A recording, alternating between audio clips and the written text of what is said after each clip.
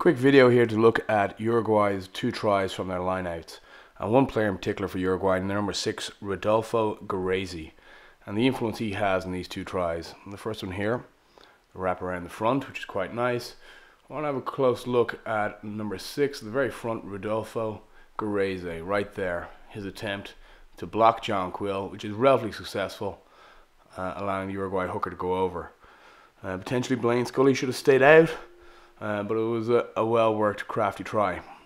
The second one is a 5-man line-out throw to the tail. A nice peel around to the back with the maul, and straight over they go.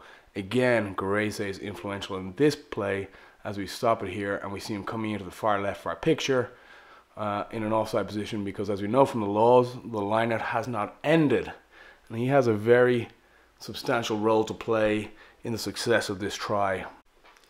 The Uruguayans showed quite a lot of creativity at line-out time against USA, and I'd expect this to continue throughout the AORC as the competition progresses. Keep an eye on the Uruguayan line-out.